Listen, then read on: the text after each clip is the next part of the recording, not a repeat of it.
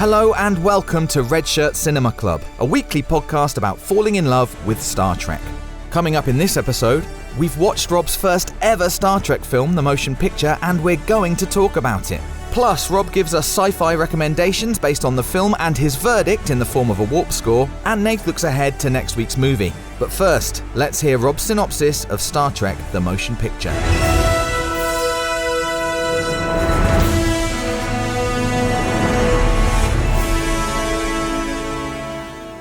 There's a real, I think we should say, there's a real kind of tension in the air. Song. Because we we watched the movie last night. I love this rule. We pressed stop on the movie. Yeah. We all said, let's not say anything. And we basically left the room. It was a bit weird. Didn't speak to each other again. And Nath, you and I, you said this in the room. We were talking about, I was trying to judge how Rob feels about the movie based on his body language and things. And Rob did have to check his phone several times during the movie. There was a football match going on. I know, but if it's a good movie, football becomes secondary, surely. It was really quick, what's the score? It was weird. I noted both the number of times he checked his phone, but also the engagement level, which was low. And I assumed family communication, but no, football match. We should bear this in mind going forward. If we watch a movie, is there a football match going on? And if so, what is the ratio of phone checks? I hadn't had much sleep the night before and I was very tired. So my fidget levels, I don't think were compatible with how much I was enjoying the film. It's not a fair scale. But that's good, because I've got to be honest, I was watching the movie and thinking, I think Rob's going to really like this, actually. I feel certain that he is. So Rob's synopsis. Yeah, so Rob, before we get into that, first of all, if you could give us a synopsis of the plot. Gladly. So what I'm assuming is some years after the events of the television show. I believe it's 4 years. 4 years, okay. Well, a bad thing has appeared in space. An enormous cloud. Like ridiculously enormous, 82 astronomical units. I'm glad you brought this up. Because that's like... Do you know this scale, one AU is the distance between the sun and the earth.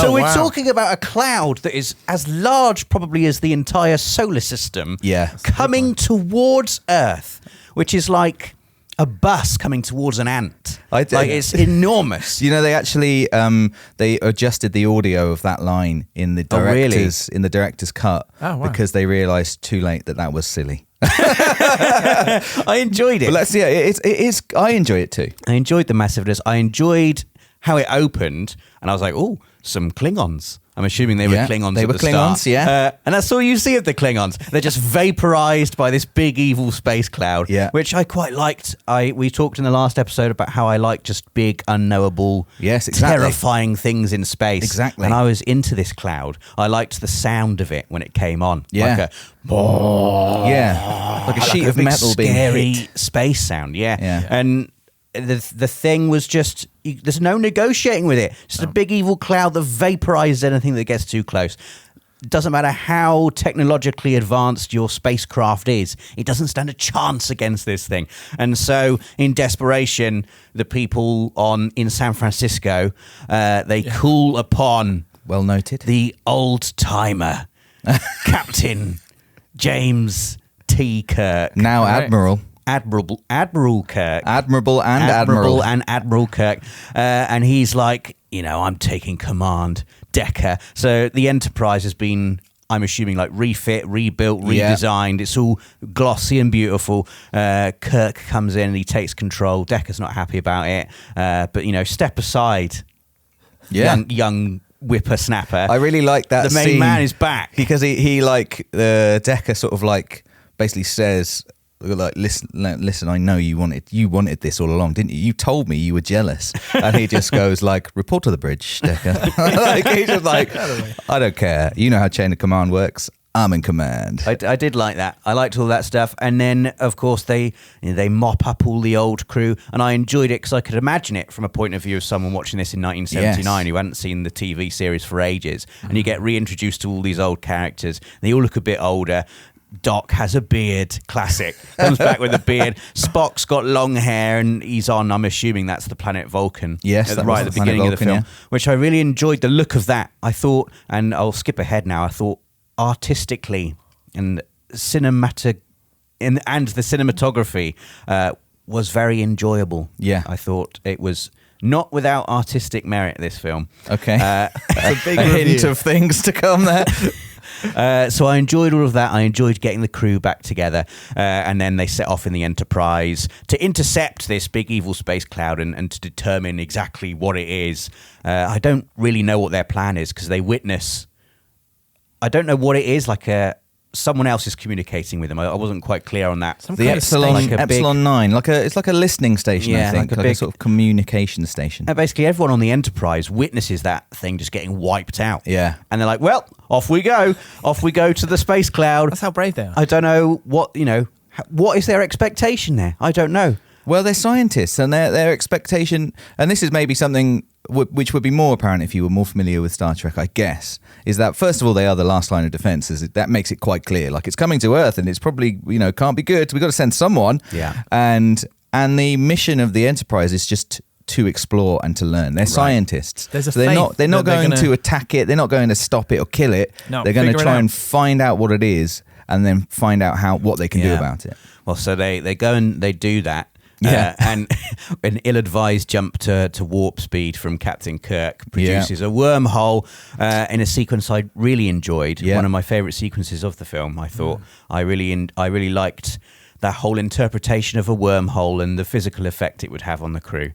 I enjoyed that bit, but I assume we'll speak about it a bit later But on. He makes another mistake. He does. Captain Kirk. He wants to do something with the phasers. He wants to fire the phaser but beams. the phasers are linked to the engine, and only Decker knows. And so Decker undermines Captain Kirk's order and suggests firing the torpedoes instead. Yeah. And that's what saves the day. A lot of orders are belayed, aren't they? Belay that order. Belaying orders is great, isn't it? Yeah. Is it like delay? Is it or I'm not just even is sure. it like hang on a minute, or is it like don't do that? Here's what we're going to do. I'm not sure. I don't know. But there was a lot of it. Please let us know. I don't know. Anyway, the torpedoes fire I don't know why there's an asteroid in the wormhole, but they Probably so the scene works. They shoot it and they come out the wormhole. Yeah, phew. I think Spock then just joins from nowhere. Yeah. I thought they were going to go to. I was expecting a scene where Kirk was like, "I've got to go pick up Spock. Yeah. We've got to go to Vulcan. We don't have time to go to Vulcan, Kirk." We do, Yeah. and we will be going there. That was the scene I was expecting, but Spock just arrives. He's just there, and he's already cut his hair, and he's already in his uniform. I'm glad they didn't do that, to be honest. It's funny. I thought the same thing, and it's funny because he's like, we need the science officer's killed in a horrible transporter accident. By the way, imagine being the replacement Spock, like Vulcan science officer. Yeah, the science officer. And then you're great. like, wait, Leonard Nimoy is in this movie? Yeah, okay. Oh, no. Yeah. Come Well, up on maybe the transporter. No, I don't want to go. I don't Can I get a shot? No. And then he's like, well, we need a new science officer, and preferably a Vulcan one. And you're thinking, here we go. They're like, there's only one guy on the books. Like, I'll see if we can get it. But they're like, no, there's no one. Just arrived. There's nobody. How does he and find then he them? turns out, well, he's following a giant space consciousness. That's true. As only Spock can. Yeah, well, this is my first real interact or encounter with Spock as a character, and my impression of him was he's very aloof and intelligent, and everyone reveres him a lot. Yes. Like even Kirk was like, "Oh, Spock's back!" Everyone was so happy when Spock arrived, and he sort of just ignored everyone. Does, yeah. And I was like, does he remember who they are? What's going on with Spock? And so anyway, the crew's all there, and they find the enormous evil space cloud, and it starts attacking them. They put up their shields, and they manage to withstand one blast from this thing. But it was green, not blue. I think that was important. green. I was like, a green blast I must think be it was different. a good visual indicator that the shields were working. Yeah. Because if it goes blue, that means you're toast. You're dead. And then the second shot is fired, and Spock luckily manages to do something magic, analyzes it. He manages to decode their transmission so that they're able to actually speak on the same frequency. Yes.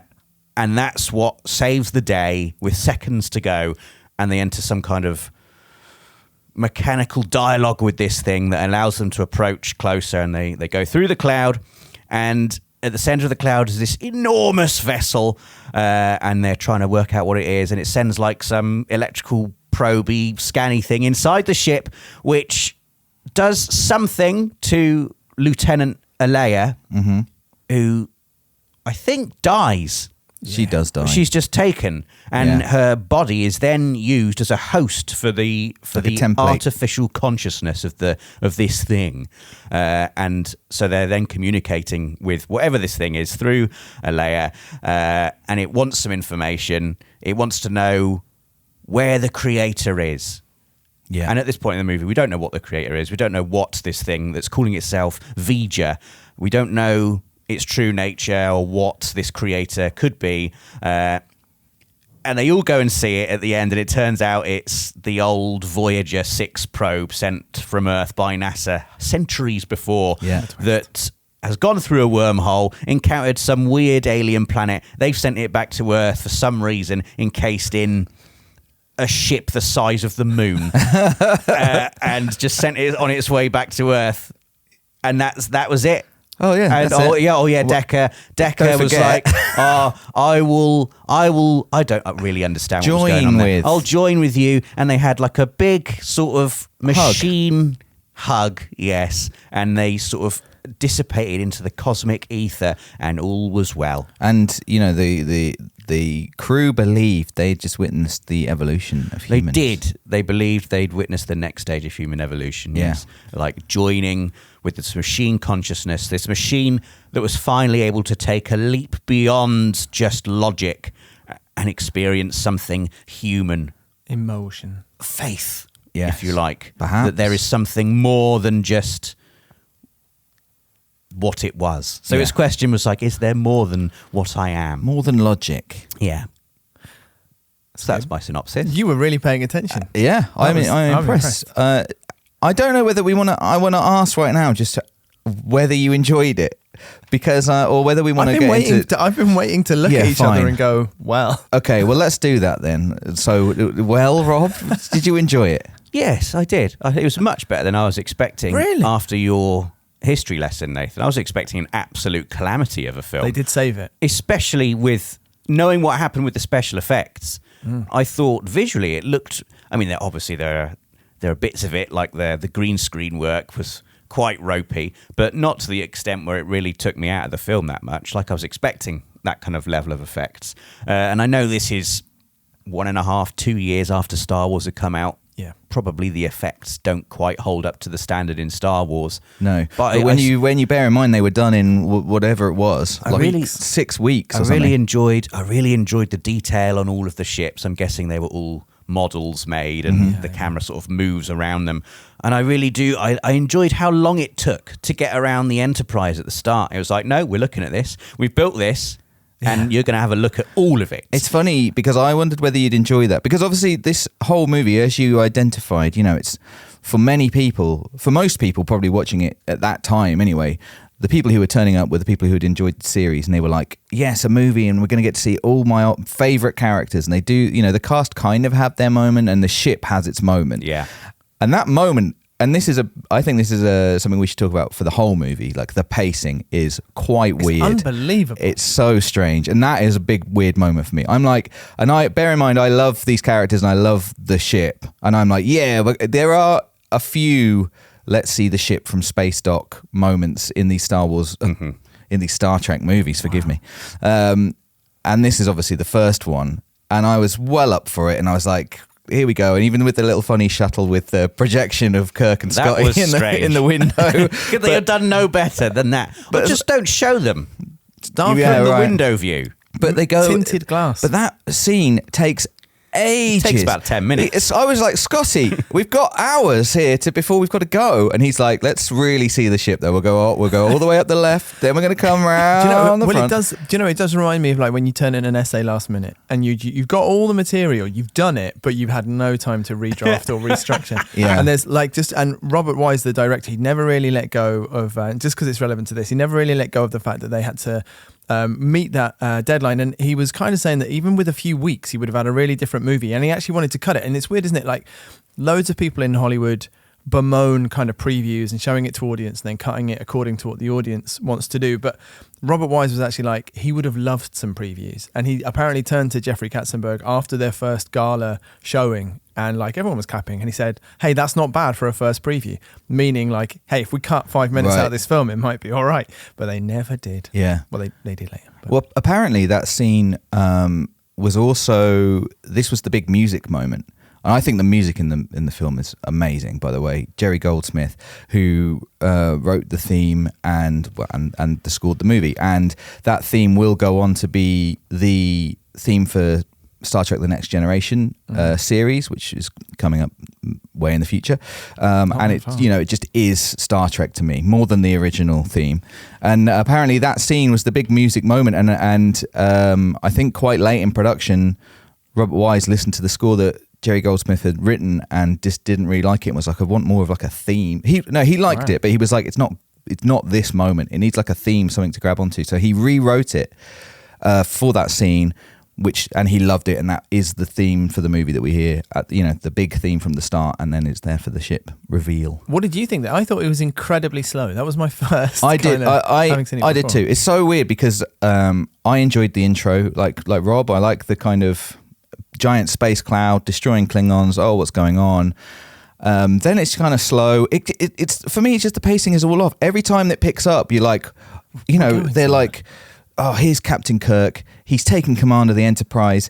They've identified a threat. It's only 3 days from Earth. We got to go. I'm like, I am up for this. Let's go. Warp speed. Let's get out of here. Yeah. And then they dip back down with like, let's take a look at the ship though. Look, here it is. Ooh, lovely, la la la.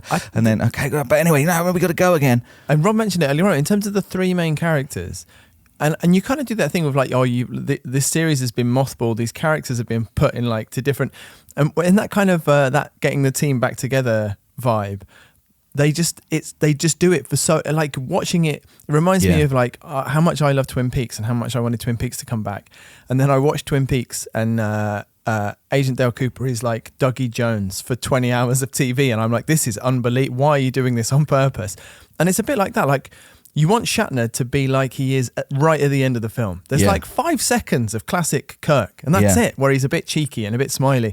And his best friend Spock, and over like 70 hours of TV, they built up this incredible relationship. It comes on, like Rob says, doesn't acknowledge anyone because he's been trying to shed his emotions. Yeah. And obviously, like DeForest Kelley, like as the Doctor's slightly more fun. And gets back to his old self quite quickly. But in terms of like frustrating, you want that bit of like they're back together and then that frost will melt, and it barely melts. Yeah. You don't get to see them doing the stuff you love. This is something you wouldn't probably have, I guess, really picked up on, Rob, because you're not familiar with those characters, but it's a lot that I read about the cast's perception of the film was they weren't very happy with it because they didn't feel like they were able to inhabit their characters from the TV series quite as much. I mean, they're definitely there, and obviously it's the same people, and they have their moments, like Nath said. But in general, they felt that the whole thing was a bit more cold. And I don't really know why the Doc character was there at all, to be honest. Other than he was useless. Well, there were no casualties. He suggested spanking the enormous space cloud. Yeah, which is basically what they did. Stage. I mean, exactly. And this is how Star Trek works, by the way. I really noticed that watching it was that it feels like Kirk is the only one who can ever like know what to do. He always knows what to do, but only because the people around him suggest heavily what he should do. It's like they actually know.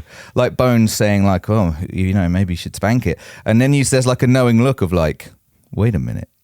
I know how to spank it verbally or whatever. I've got an idea." And it's treated like a child. Spock does it at another point as well. I can't remember what he says, but he basically heavily implies what should happen, and then Kirk's like, "Hang on a minute, I know what I should do." Thank God for Spock. Oh, it wasn't for Spock, they'd all be toast. Yeah, well, I think that's probably going to be a running theme as well. Right. I've got a little quote here from Leonard Nimoy about what he thought of the movie, because I think this is quite telling. He said, this is some years later, I think, he said, "I think Robert Wise and Gene Roddenberry were looking for a 2001 A Space Odyssey kind of thing, like Kubrick had done. A cold, cool, we're out here in space and it's kind of quiet and things move very slowly. There was a lot of that and a lot of cerebral stuff. There wasn't enough drama. It just wasn't a Star Trek movie. We had the Star Trek people, but it didn't use us as Star Trek characters very well yet. I think that's interesting. I don't know if we want to get onto this yet, but one of the things I wrote down that it reminded me of was 2001: A Space Odyssey. I felt there was definitely a lot of inspiration had been taken from that film. Quite a few specific sequences, the wormhole sequence being one, and just the very slow voyeuristic pace of looking at really detailed models of spacecraft, which I really enjoyed. I like it. I did. I absolutely loved, probably aside from the wormhole sequence, my favourite bit was when they finally got through the cloud and it was revealed what was at the centre of it. And it was this enormous craft. Yeah. And at that point in the film, you don't know what the heck it is. It's quite terrifying as well. And you get I really enjoy that almost thalassophobic sense of, you get the shot of the Enterprise above it and it's so tiny. This enormous, incomprehensible thing underneath it. Yeah. And it's a really pleasurable sense of terror that you get at like, oh my God, there really could be anything out there in space. And the Enterprise, I'm assuming, is the most technologically advanced thing we have to offer as the human race. And it is just helpless, insignificant in comparison to whatever the heck this thing is. And I enjoyed a lot of the sci-fi-ness of it. I really enjoyed. Yeah. It was interesting, I think, comparing it to the sci-fi of something like Star Wars, which really... It's just a big action film set in space and on some planets that aren't Earth. Yeah. Is it really... It's not the same kind of sci-fi as Star Trek. And I enjoyed... I know you just said that Leonard Nimoy thought it was too cerebral. But as someone who's not really seen any Star Trek, I quite enjoyed all of that stuff. Well, interestingly... Again, you're right about Star Wars and the fact that it had only recently been released, 18 months before or whatever, 2 years. And Gene Roddenberry actively didn't want to be seen as cashing in sci-fi being kind of on vogue and Star Wars. And so they made the decision, first of all, to have no battle scenes whatsoever. They didn't want to have any battle scenes, which is a thing that's rubbish. It's rubbish. Is that usual for Star Trek? Do they not do battles? They definitely do battles. They do loads of battles. And they'd said no battles. We're not going to do that. And to make it more cerebral and to make it more like the movie it is, they wanted to very much shun any comparison to Star Wars, which is funny. I get it. I get it in as much as you want to do your own thing. You want to set yourself apart.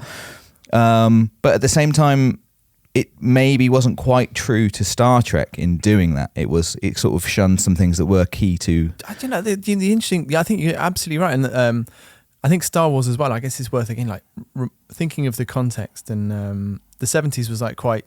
there were loads of cerebral and slow movies around, and there was that feeling of paranoia and loads of those thrillers in the early 70s. And then Star Wars was really kind of cutting against the grain, kind of Lucas and Spielberg making way more kind of innocent or naive, Luke's he's just a nice kid. Yeah. and then he wins at the end. And I think it wasn't obvious, I don't think, when they put Star Trek back into production, that was the way that everything was going. And I think by the second film, it was clearly the way it was going.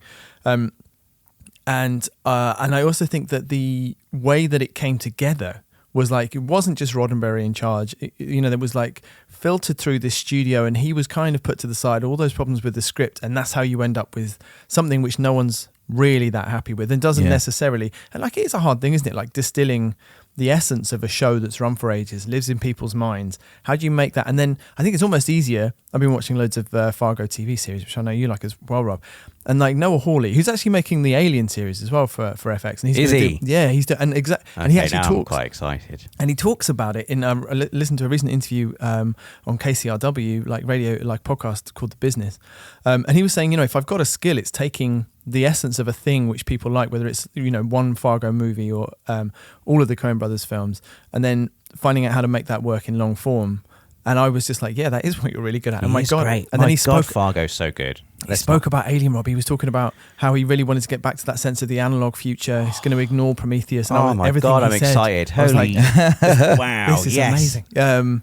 And I think it's actually maybe harder to do it the other way around, where you're condensing it, because you only get one shot. I was thinking you get 70 hours of TV or whatever it was, and then you get, like for 7 movies, and they're like 2 hours, and everyone's basically a long episode. So in terms of like how long you get to build that familiarity, so I think it is hard, isn't it? But yeah, the distillation of it it's an odd thing. Yeah, it's interesting as well. You bring up the reveal of it's kind of a reveal of the ship. I was fascinated by the design of it. I thought the design was excellent because it's completely unrecognizable. Yeah. There's nothing you can grab onto visually and go like, oh, I recognize that as part of a ship, or there's a bit. Some of it was organic. I loved it. The shapes. first thing you see of it looks like some kind of insectoid nest or hive, like the front of it, and it's sort of like pulsing and alive. We saw a lot of shots of the sphincter. The sphincter, yeah. It's a choice. I like That's a choice. Breathing in and out almost. This thing, yeah. I really liked that. Do you remember there were like these really spiky orange spheres at one point? Yes, I love those. I noticed something out of nowhere. What I really appreciated was that there was no explanation as to what all that stuff was. Yeah,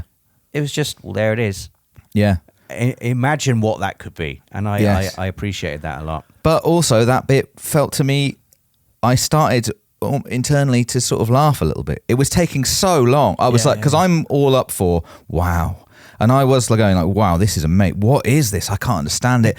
And it would cut back. I think they must have hours of just people close-ups on people's faces. George Takei as well. Like, George, we're going to do your surprised in awe face today. Yeah. Can you describe it at all? An hour of this. Yeah. Just imagine, and it's amazing. He's like, yeah, can you describe it? What am I seeing? It's like, it's hard. It's like it's big it's like blue. something you've never seen before. Yeah. Wow. Talking about the cast, though, Walter Koenig, all he got to do was his hand was burnt. That was it. Yeah, badly. And like Takei, maybe even less than that.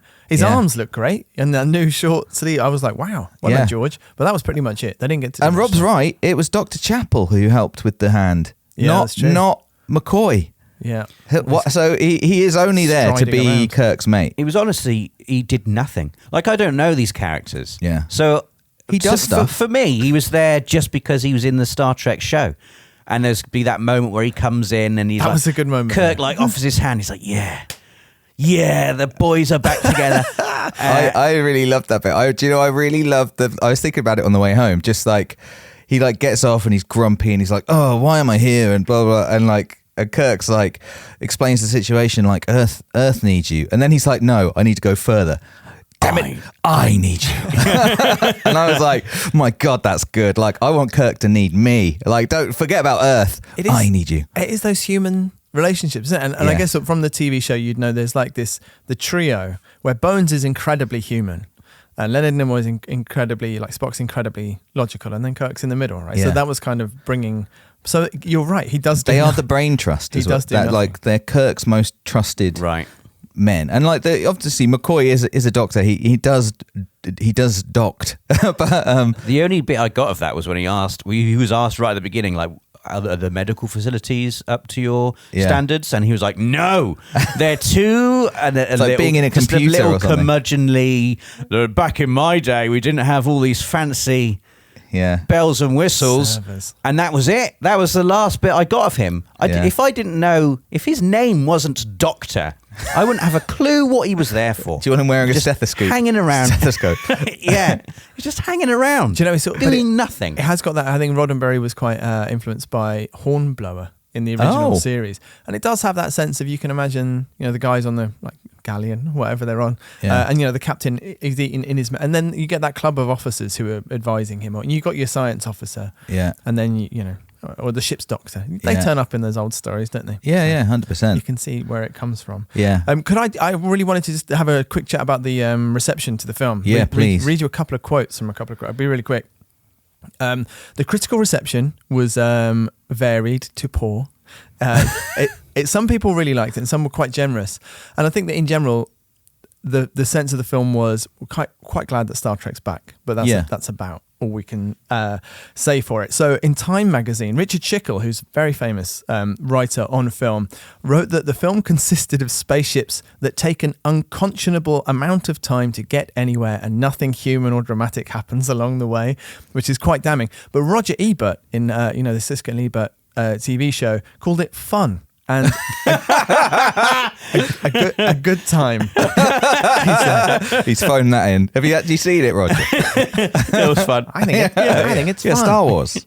And then in terms of the fans, it's got a couple of nicknames among the fan base these days. Some call it the slow motion picture. Oh, that's good. Which is good. That is good. And also, there was an old episode of the TV show called The Changeling, which featured a probe which returns called Nomad. So some people also call it Where Nomad Has Been Before. Right. Because they're like, this is actually just the same story that we've seen before. Gene Roddenberry said of the fan reaction, I would say there are a few at both extremes. The worst piece of shit ever done and slightly ahead of the Bible. But it's almost tiresome reading the mail because the main theme is, hey, it's a good picture. Star Trek is back. It's off and running. We know now there are going to be sequels. We wish parts of it hadn't been so slow. We'd like to have seen a little more of the other characters, but you can't have everything, and at least we're off and going again. Yeah. And that was kind of I can sense the sort of like the relief that it's done.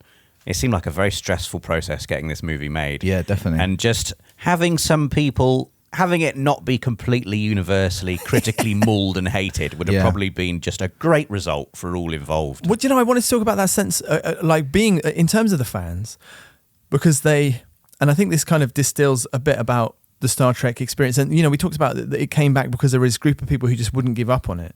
And then when it was released, and this was just after, like Jaws and Star Wars and Close Encounters have been kind of swapping box office records. And then Star Trek came out in 1979. A couple of years later, the famous Grauman's Chinese Theatre had its largest opening day crowd ever, twice that of Star Wars, just because this fan base was just ready to go. And I guess it'd been charged up by that Star Wars kind of expectation of those giant opening days. It had the biggest 3-day gross in history. Obviously, with inflation, like that's not that, but it beat Superman, which was released in 1978, so the year before. Wow. And it eventually made, depending on where you look, something like $139 million on like a $45 million dollar budget, and it was fourth in the global box office that year. Number 1, Kramer versus Kramer, quality drama.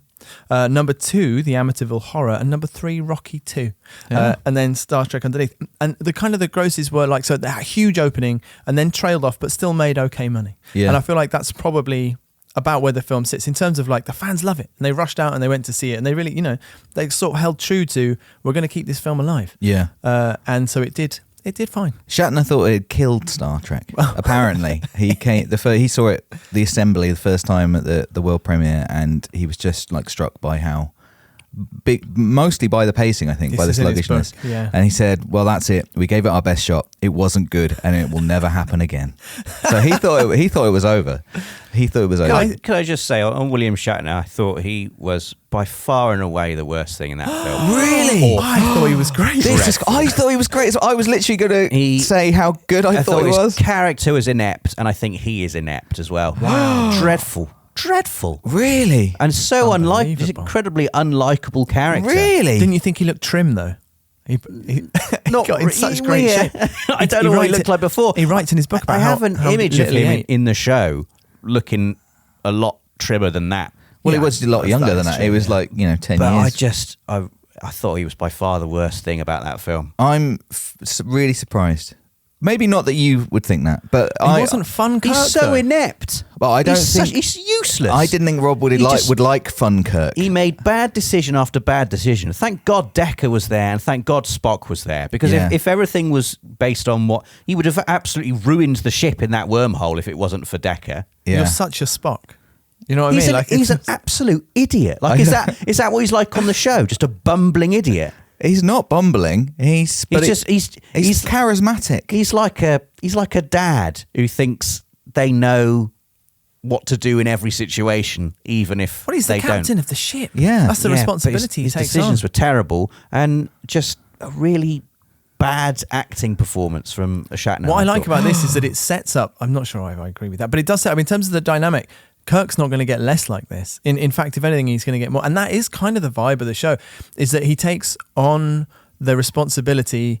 And some people say, "Oh, the way he does it isn't right," but then he kind of, he's doing the job, and that's like definitely a tension of the series, which you're going to hate. Well, maybe I'll grow to like him eventually, but I just didn't enjoy most of the time he was on screen, which was a lot of the film. That's a lot of the movie. Yeah. Do you know, in terms of there wasn't loads in the plot, very little happens in the film, but one of the things which I think is more obvious because I'd read about it before rewatching is that sense of Vija having no human element, which is like to its detriment, and it's missing that. And obviously at the same time, Spock is trying to shed emotion from his being, and then in trying to meld with Vija to understand what's going on, realizes that about himself, and then that's kind of his character arc is embracing his kind of human companions again. Did you get that? No, that sort of went over. I didn't get that was what Spock was trying to do. Yeah. I didn't understand. I just didn't that pick up scene on that at all. on Vulcan was pure hokum. That was amazing. Yeah. That was great. People with weird accents. Visually, I really enjoyed it. It looked like the front cover of a 50s sci-fi novel. Great map Very painting. cool. You say people with weird accents. Do you know they actually recorded that scene in English? In to begin with, it was just they were just all going to be speaking English, Right. and then they got a UCLA professor, I believe, or some sort of linguist to write Vulcan language using the lip movements of the actor. They're speaking English, Yes. and then they had to create new sounds that they dubbed over for them Wow. to make them speak Vulcan, because they decided to do that later on. So they didn't go about that the best way, like maybe start with the Vulcan language and then record a scene in it, but they decided afterwards to do that. But yeah, I did think as the moment you hadn't understood I think it's the Colin-R, I was like, this isn't gonna, that when Spock turns up and he's very, very cold and everyone's looking at him like, what's going on, Spock? I didn't know why he was like that. I just assumed, this is what Spock's like, I guess. He's always been a logical, he's half Vulcan, half human. This is something about Spock that you should probably also know. So he kind of fights with his human emotions, and the whole idea of being a Vulcan is that they choose logic, and emotions are illogical, and their life is, they have them, but they have taught themselves through like meditation and all kinds of things to repress suppress their emotions, even more than the Jedi though, and they do everything logically. And so but Spock has always struggled with this a little bit more because he is half human. His mum is human, and a lot of Spock's character and his journey with Kirk and the others is kind of discovering his humanity and seeing that it's not all bad, that there's good in emotion and stuff like that. And anyway, I did think as soon as you hadn't understood the Colin-R and him turning up, he had been trying to finally, it's like a final thing that Vulcans do, like a shedding of emotion thing. Like if you can get through this, you're like proper You'll Vulcan never now. have emotions No again. more emotions again. And she goes, I think he's right there. That's what she's given him, the necklace of logic or whatever. And he it has is. an emotion. And he's like, wait, I can't go through with it. My friends are in trouble. But that's why he is especially cold at the start, because he's been training really hard to have no emotions. So everyone's like, Spock, great to see you, and he's just like. In terms of the Star Trek kind of trope or dynamic of that, it basically means he's like the mean one who, when he does even half a smile or calls you Jim, you're like, I love Spock. Yeah, It's like it's really hard earned. Yeah, there's one more thing I wanted to talk about. It's quite a nerdy thing, but I was just interested to see if you guys noticed it and what you thought of it, which is I have never seen, and I'm not a big cinephile, so Nath, I'm sure you could correct me on this, but I've never seen so much use of a split diopter lens. And I don't know why they did it. do you know what a split diopter lens is? I don't know what that I'm means. sure you'd recognise it. It's where mostly cinema cameras, like most cameras, have a single lens, and a single lens can focus on one point in space. It can have a deeper depth of field or a shallower depth of field, but it can only see like one thing in focus. And a split diopter lens is when you put a special little attachment on a lens, which means that something in the foreground can be in focus and something in the background can be in focus. And it's usually used But the middle is kind of blurred. The middle is kind of blurred where those two lenses kind of intersect. And usually it's used for like a startling effect. I think one scene that you could maybe dredge up out of your mind is in Jaws. I think there's a famous shot where what's the name of the character, the main guy, Brody, is he's on the beach and he like stands up, I think, and he's right in the foreground, and in the background is someone in trouble in the sea. And it's that kind of like, it's to show you both things at the same time, and it's not how our eyes work either. There's like real artifice to it. You're always like, what? It looks wrong, and it you know, it makes you feel something, because it's like, oh, I shouldn't see the world like this. But also you get to see those two emotions, like here's what this guy's feeling, here's what he's looking at. And the Star Trek the motion picture is full of this effect. The bridge everywhere. There was one good bit. I think the first time I saw it is George Takei in the foreground and Kirk in the background, and I was like, this is quite cool. I was like, yeah, okay. And Takei does he's got a great kind of like, what's going on face, you know, like there's something out there and I'm scared face. And Kirk's, you know, also seeing it, and I was like, that's cool. The next time you see it, it's like Kirk in the foreground, and did you notice the crewman whose alien quality is just that he's got quite a large forehead? Yes. He's in the background. And then suddenly I saw it everywhere. They're using it. Wow, like I didn't notice. Loads and loads. I didn't notice this at all. And I just thought it was really strange. And I wonder whether it was, again, this idea of trying to make it feel more cerebral, or I don't know what you think. There might have been like just a sense of trying to make it feel less like TV. Yeah, that might have been. Right. But honestly, I only noticed a couple of the shots yesterday, which just I don't know if that's a good thing or a bad thing. Yeah, but I don't think it's probably not a good thing if you notice it, is it? Although, like I said, the first time I noticed it, I thought that's cool, and then I kept noticing it, and I thought, stop using this. It's like someone had a new toy, and they were like, I want to use my lens again. A couple of things I wanted to talk about. Speaking about people in the background, the uniforms of the security guards. Oh my God, with their helmets and groin protectors. Terrible.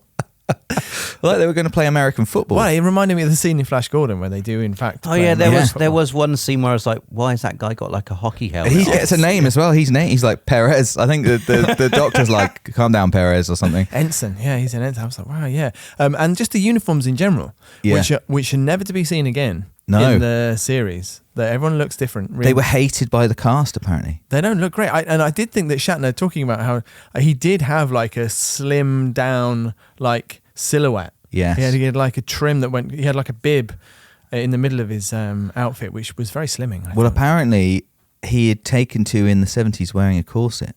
No. And I did read on IMDb that in some scenes you can see his corset under his uniform. Those things as well that sit on. Yeah. But also he lost loads of weight according to his book. He did. Right. Yeah. Yeah. Well, but you know, I think in a way it's got that amazing kind of actor way of saying, here's a self-deprecating fact about me, but then it's sort of like it's like a double bluff with his own ego somehow. Yeah.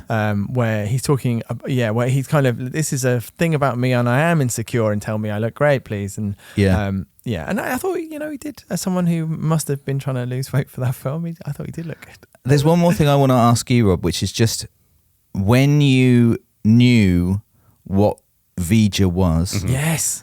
And how you felt about it. I enjoyed that little twist. Yeah. Enjoyed it a lot. I said in the last podcast that I really like not knowing where things come from. And I was enjoying not knowing the true nature of this colossal vessel. Yeah. But in some ways, the mystery of that was maintained, because it was for a long time. Whilst, you know, we got the story of what Voyager was and what it wanted, which I thought was a cool little twist. Yeah. And linked into the themes of the film a lot, which, you know, the big overriding theme for me was what is it that humans have? What is it that makes humans... It's a recurring theme in sci-fi.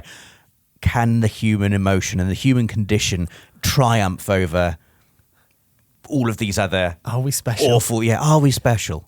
It's not, are we alone in the universe? Are we special in the universe? Yeah. Human emotion is always a thing. And it's logic versus emotion. Anyway, but the mystery of the vessel and whatever flipping machine race Voyager encountered when it went through its black hole, there's still that mystery there. Yeah. Why did they send it back to Earth in, you know... It's an enormous thing. Yeah. Voyager's like the size of a van. Yeah. And it gets sent back to Earth in... that. Yeah. Like, that's a bit, you know, it's like when you order a toothbrush off Amazon and it comes in a box the size of your microwave. Yeah. When did you realise?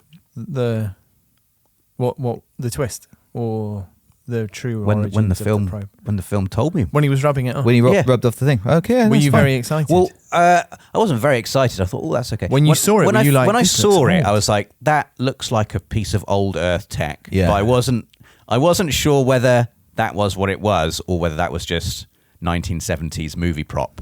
Right. Core. It's like, oh, here's the core. Here's the evil core. It looks a bit like a satellite. It looks a bit like a probe. And then, of course, he rubs it away and Yeah. you realise, oh, Vija. Yeah. It's just the naive machine, Well, not fully comprehending. I didn't like to think about that too hard. Like the machine that's full of programming that must say Voyager at some point, probably, like had looked at itself somehow. I looked at it and gone, Vija. I Vija. guess I'm Vija then. and also me. understands English phonetics. Yeah. I also, it's funny about you saying there's loads that they didn't explain, and I agree, and I love that too. But I actually think they explained too much, in as much as they tried to, in a very condensed like sentence or two. They say exactly what happened. They were like, oh, so it must have kept going, and it landed on a machine planet, and the machines discovered that it had one purpose, and they took pity on it. It's like, don't explain it. I don't want to know about this machine planet. Do you know, because I've got a vague memory from having watched it before of what the plot was, and it was in my head cool. And the Yeah. more they said, the more I was like, yeah, okay. It is cool. You're It's spoiling cool that a satellite left our solar system and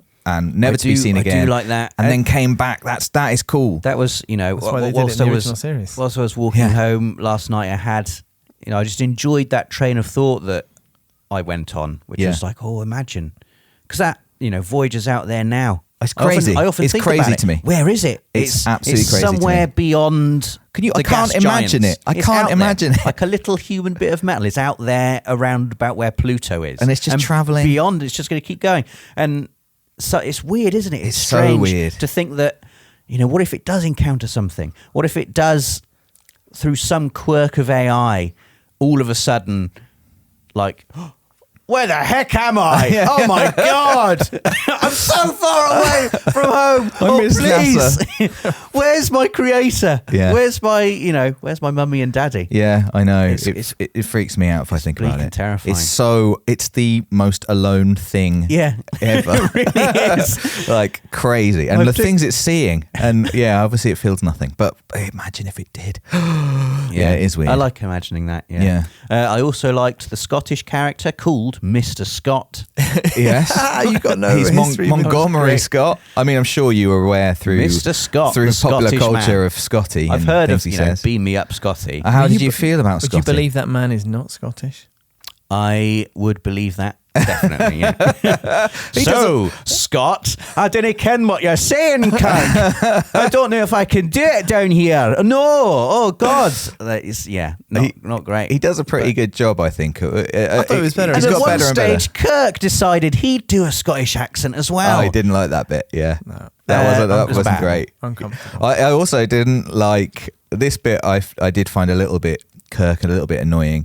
Was when the transporter accident's happening, And he's just like, "Give me there's the a controls." transporter officer there whose job it is to know just do the transporters. She knows the transporters inside out. She knows what she's doing. She ends up just turning around. He's he's the captain of the ship. He's like, let me have a go. I can do it. It's like, Yeah, you haven't been on a ship for 5 years and you're the captain. You're not supposed to deal with it. And he's that like, I'll was do it. horrible. I didn't It quite was understand what was going on there. No. I understood it wasn't good and they died. Did you have any knowledge of the transporters as a thing? Were you No. aware of that? Right. So yeah, I guess you need to know a little bit about what's going on, because is that the first time you see a transporter? No, maybe Kirk is transported aboard, but still, yeah, it was. I mean, the sound of them becoming Jelly. dying was Yeah. not nice. What I also what thought happens that to the them? line, whatever came back didn't last long. I thought that was unbelievably flippant. I couldn't believe someone would say that. Like, We turn them into burgers. Hey guys,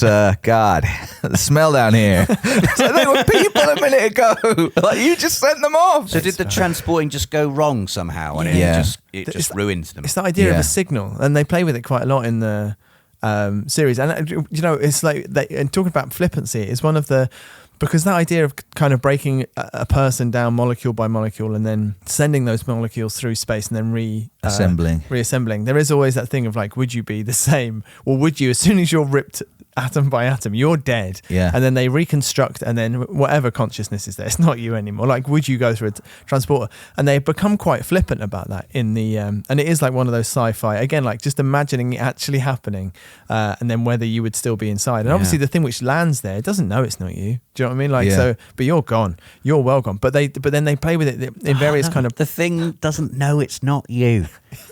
That's why you get a little bit of that with Aaliyah as well when she comes back as the host for... I was going to ask what you thought about that. And I like that.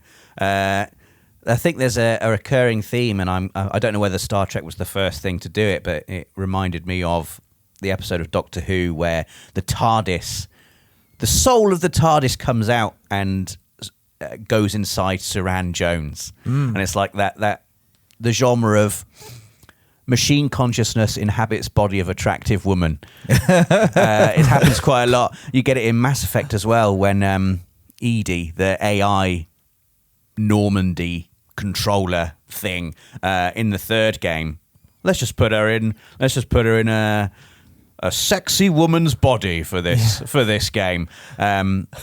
So I enjoyed the conflict as well of whenever she looked at Decker, there was some kind of thing still inside her. I think she was talk about her opening line as well, right? When she comes onto the bridge and it's just like, by the way, I'm not banging. That was an extremely unusual moment. I don't know. Was that supposed to be funny? Was it supposed to be, I know your reputation, Captain Kirk? And is that what he does? Does he sleep? Is he a bit of womanizer? In the original series, he was hugging.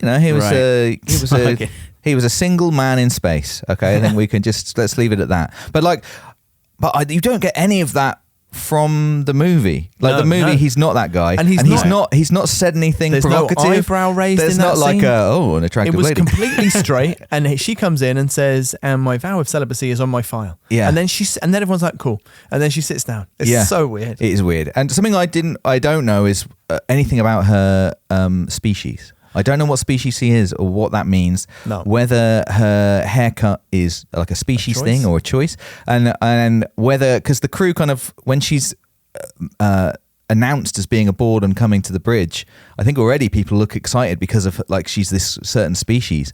I assume it's that, and not because she's an attractive lady. Maybe, but like all the lads are looking around going like, "Oh, here we go." Maybe there's a scene missing. Aaliyah. Maybe there's a scene missing. Yeah, that would be interesting. I wanted to also talk really quickly about the about what was it? Was it Surak? Was that the guy who died in the transport of the replacement? Yes, I think it was Surak. Yeah, and just because there were points at which Leonard Nimoy was not signed up for the film, and also they weren't quite sure about Shatner. Right. And I think that also to help with negotiations, partly within the script there was Decker, who was like clearly a Kirk replacement, and Surak, who was clearly and just the way that they just got them out, they were like, transporter accident is like the most brutal, but also just like demotion, just like get out of here. And then also in terms of that kind of continuing, like they were trying to get the film made for ages, and it's partly TV and it's partly a movie, and then after this it kind of kickstarts, it does lead quite quickly to The Next Generation, where you get Will Riker as the executive officer, and it's like, and I've never thought this before, and I wonder if Star Trek fans were just like, that's just the same, that's just Decker, what are you doing? Like, where's your... Just don't call him Will. Call him something else. Yeah, well, he's Willard Decker, apparently, not William. So it was when he said Will, I was like, I've seen this scene before. Yeah, very much so, yeah. Also wrapping it up, I guess, I want to know Rob's recommendations based on having seen this film, and also some kind of score. Yes, I agree, Rob. I think, and you've mentioned 2001.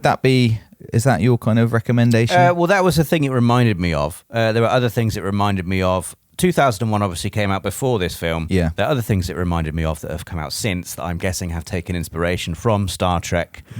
One of them just being Independence Day. I'm talking specifically about the scene where Will Smith and Jeff Goldblum go inside the mothership. That's the size of the moon. And just, again, that size comparison between the tiny human thing and the incomprehensibly massive alien thing. Yeah. And knowing that you're not seeing the whole of this alien thing, you're just seeing a small, tiny bit of it. And that's still enormous. Yeah. And then being, the tractor beam pulls the Enterprise inside. And it's in the same way that Will Smith and Jeff Goldblum fly inside. And I enjoy that scene in Independence Day is terrifying. They go through the door in Independence Day, and the ship's tiny, and the door is huge, and then it cuts back to the shot of the mothership, and you see the door tiny just against it. I just enjoy that. I enjoy the incomprehensibleness of these, inconceivable alien craft. Yeah. I enjoyed that. I mentioned Doctor Who already, and 2001 was the other thing that immediately reminded me of the wormhole sequence in particular. Just the trippy nature of that, the way everything went really slow. Yeah. Everyone's voices slowed down. Yeah. I just thought it was a really sort of cool Trace lines. interpretation. Yeah, I loved the effect. It was like, reality is breaking down. They're inside the wormhole. Yeah. It was a cool artistic interpretation of that, I thought. It was. In terms of something I'd recommend, it's difficult because, this is like saying, do you like coffee? I'd recommend a Starbucks.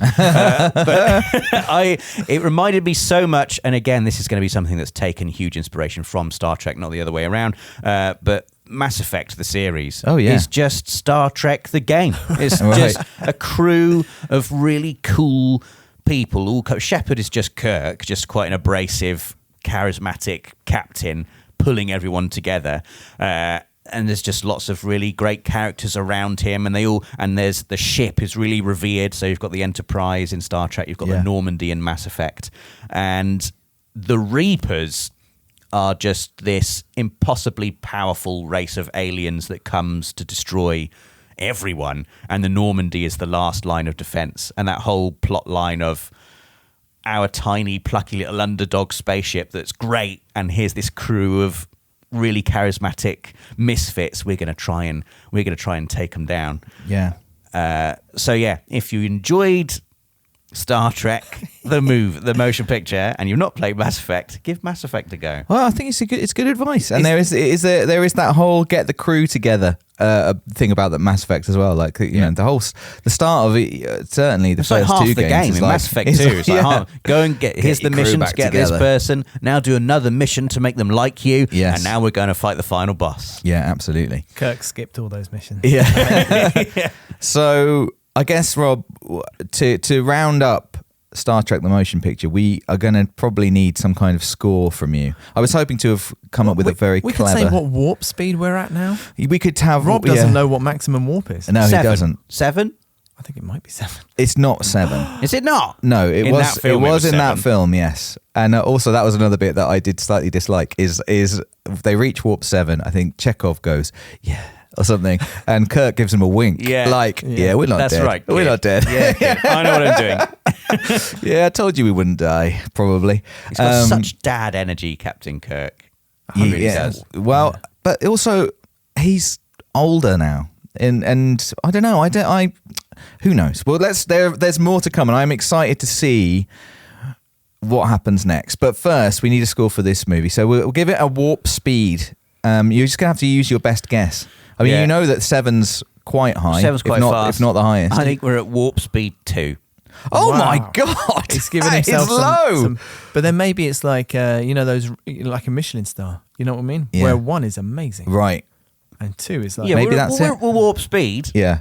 Well, You've given yourself a lot of road, which I There was appreciate. warp speed 0.7 in the film as well. Yeah, there was. Yeah. we're not on impulse engines. We're not on impulse, and you've given yourself a lot of road. So there's a long, you can go, you know that there's a warp 7. I think that's so actually quite I hope accurate. we can get to a warp 7 during this podcast. I'd love that. And shall I tell us a bit about how we're getting there? Yeah, please do, because I'm so excited for the next movie. And it's less of a kind of a history and a context than last time. There was a lot of years in between the TV show and the first film, so there was less development.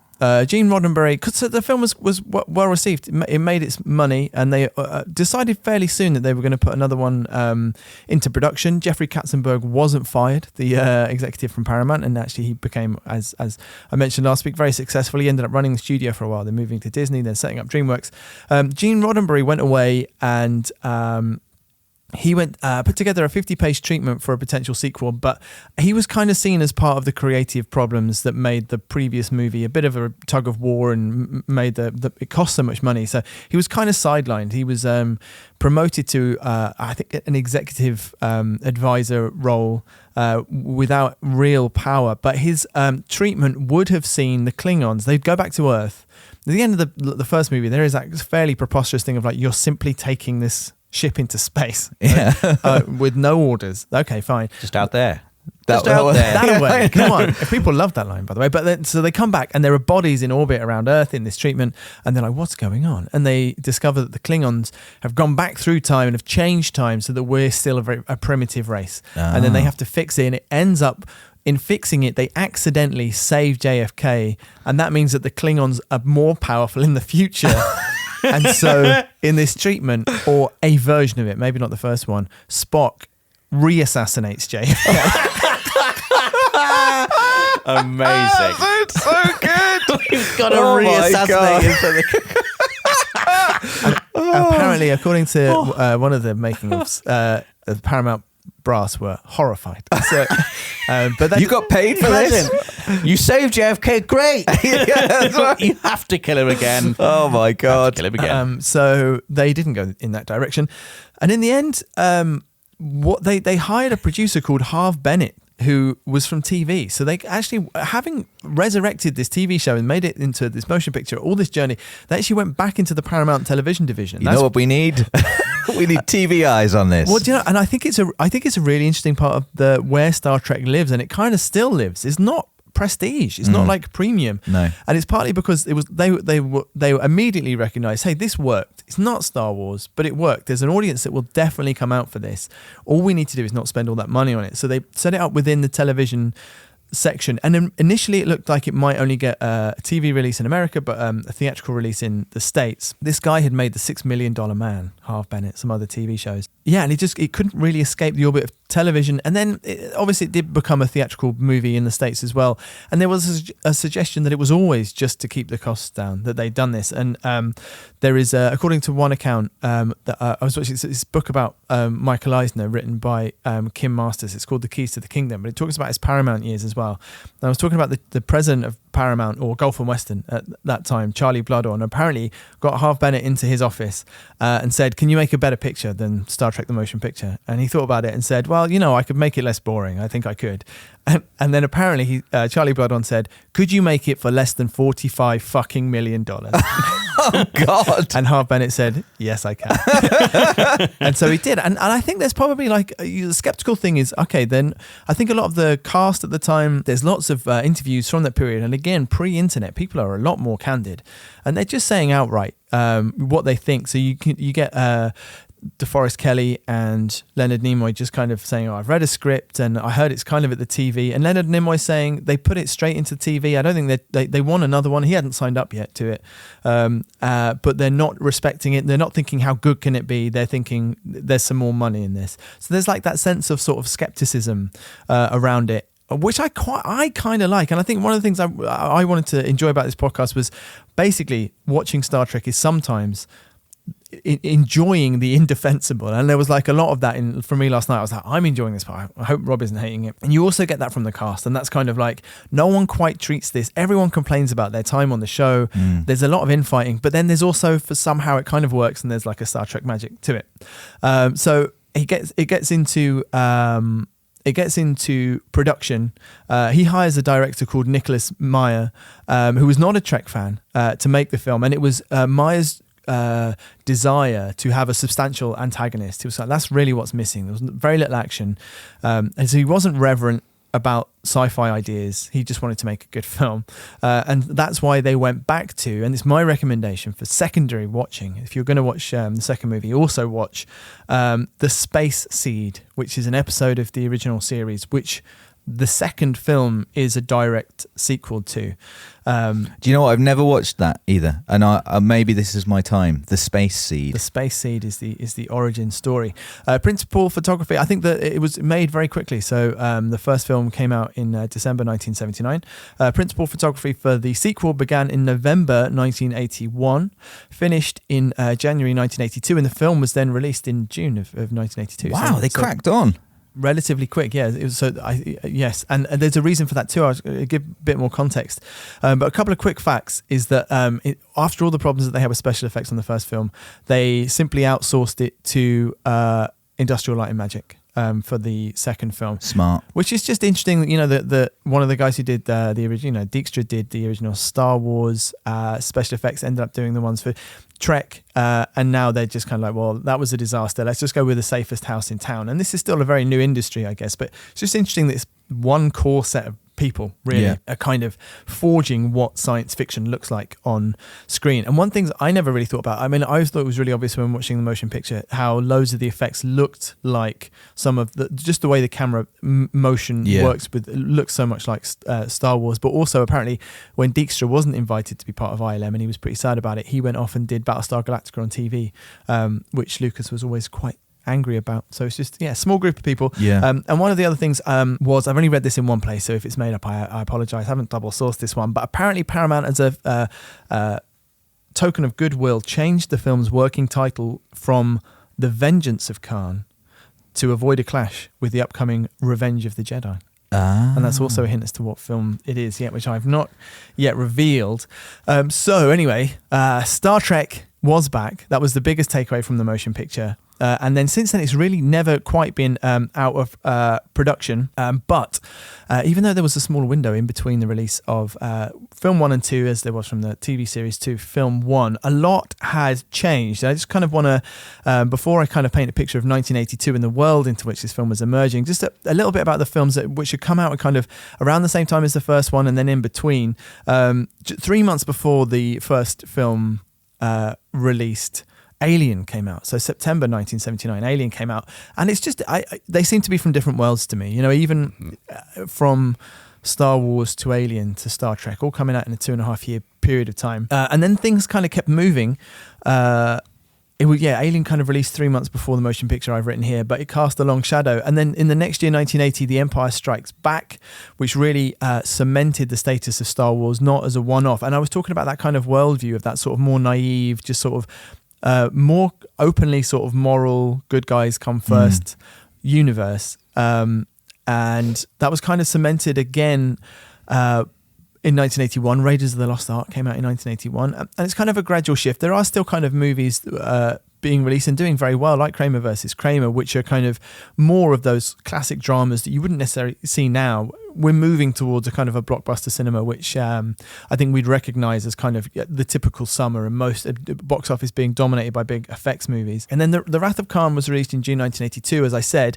It was just a week before E.T., 3 weeks before Blade Runner came out in the States. And then, blimey, what a time for sci-fi. Well, and then later in the year would come The Thing and Tron. Wow. All kind of special effects cinema competing to present us with different visions of the future of humanity. So I guess even they did move quickly, but even then, you know, like the industry is just shifting in that direction and just showing us various different visions of what the future and what technology is going to do to us and bring to us. And I'm just going to finish with a little bit of 1982 facts. Please do. Some things that happened in 1982. I've just grabbed these quite randomly. The invasion of the Falklands in April of that year, which kicked off the Falklands War. Italy win the FIFA World Cup in Spain. I believe they beat West Germany in the final. Ozzy Osbourne bites the head off a bat in Iowa. That happened in 1982. Cats opened on Broadway. I wrote these quite late last night. President Reagan announces the war on drugs. And I don't know if you ever played a video game in the 1980s, but that, you know, the CIA says don't do drugs. That was the thanks Reagan. And Michael Jackson released Thriller. Wow. That's the world, the eclectic cultural political world that Star Trek II, The Wrath of Khan, yes, is released into. I'm excited for this one.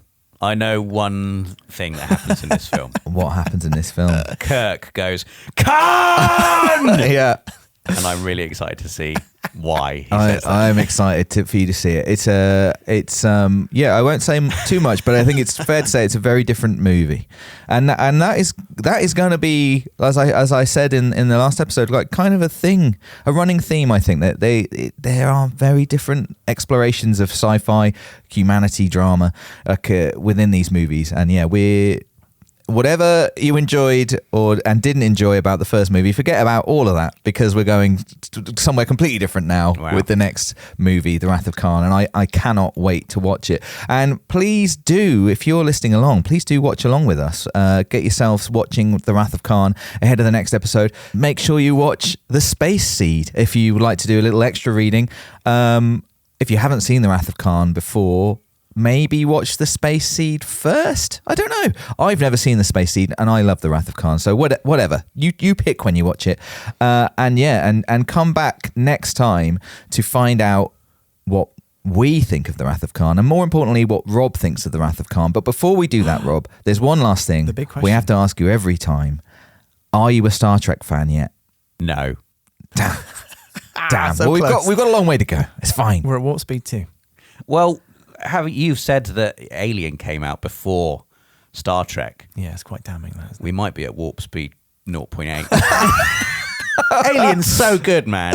I forgot Alien came out in 1979. Yeah. What a film that is. Can we I know. talk about Alien? No. So when Star Trek's doing its thing, Ridley Scott's gone from Alien to Blade Runner. That's the same period of time. What a time for him. And Harrison Ford's just done The Empire Strikes Back, then Raiders of the Lost Ark, and then Blade Runner. Oh yeah, flipping heck. Unbelievable. Wrath of Khan, woo! Yeah. It's going to be good. Should we just cut there, because we don't really know how we end? Let's do it. Oh, I was going to, it could just be with something we don't use, but I brought along the novelization by Gene Roddenberry. Oh, wow. And the extraordinary thing about this, he's a pompous man, is that there's Admiral Kirk's preface written in character, Wow. which I thought was a bit of a bold move. And then on top of that is the author's preface, Gene Roddenberry, and he writes it as if that other one was real. So he says, considering Admiral James Kirk's comments in his own preface, it may seem strange that he chose me as the one to write the book. Which I think really sums up Gene Roddenberry perfectly. Wow. I love that. He's just he likes it, doesn't he? He's getting into it. You've been listening to Red Shirt Cinema Club. If you've enjoyed listening, rating and reviewing the podcast would really help us out. We'll be back next Monday with another episode, and in the meantime, we'd love to hear from you. Send us an email to redshirtcinemaclub@gmail.com, where a team of highly trained tribbles await your correspondence. See you next week.